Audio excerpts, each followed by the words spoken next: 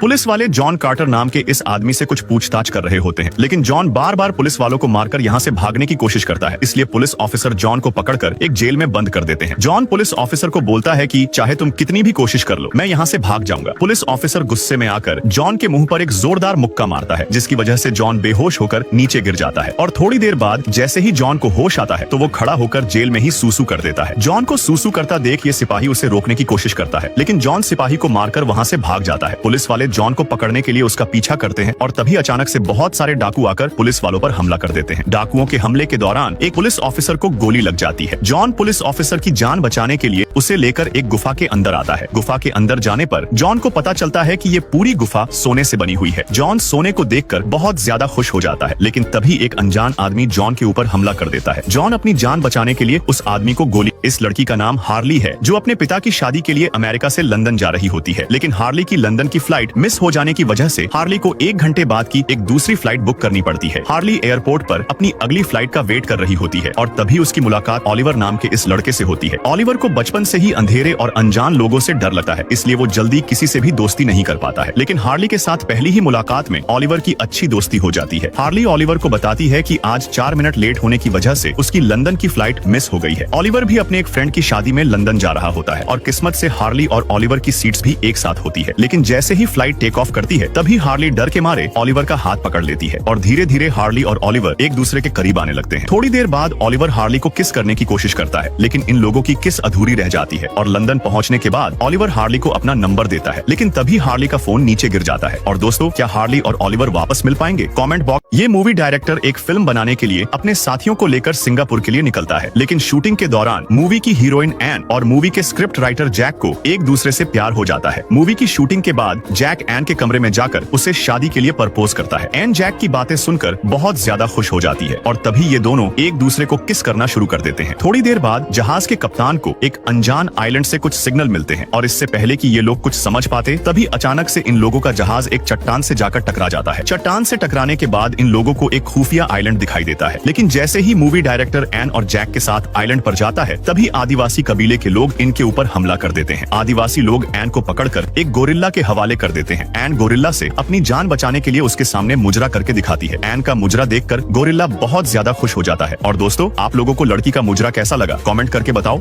Agnes अपने माता पिता के साथ इटली के एक रिसोर्ट पर घूमने आती है। ट्रिप के दौरान एग्नेस के पिता बेन की मुलाकात पैट्रिक नाम के इस आदमी से होती है। पैट्रिक भी अपनी बीवी और बच्चे को लेकर इटली घूमने आया था और एक साथ घूमते घूमते पैट्रिक और बेन की अच्छी दोस्ती हो जाती है। पैट्रिक बेन और उसकी वाइफ को अपने साथ लंच करने के लिए इनवाइट करता है। लंच के दौरान बेन पैट्रिक को बताता है कि हम लोग अभी अभी यूके से लंदन शिफ्ट हुए हैं और ट्रिप के थोड़े दिनों बाद बेन को पैट्रिक का एक मैसेज मिलता है। पैट्रिक बेन के साथ बिताई गई यादों को ताजा करने के लिए इन लोगों को अपने घर पर घूमने के लिए बुलाता है। लेकिन जैसे ही बेन अपनी बीवी और बच्ची को लेकर पैट्रिक के घर पहुंचता है तभी पैट्रिक अपनी बीवी के साथ मिलकर इन सभी लोगों को बंदी बना लेता है। पैट्रिक बेन की वाइफ सियारा को इनके सारे पैसे अपने बैंक अकाउंट में ट्रांसफर करने को बोलता है। और दोस्तों, आप लोगों को क्या लगता है कि बेन और उसके परिवार के साथ जो भी हुआ उसमें किसकी गलती है? कमेंट बॉक्स में जरूर बताकर जाना।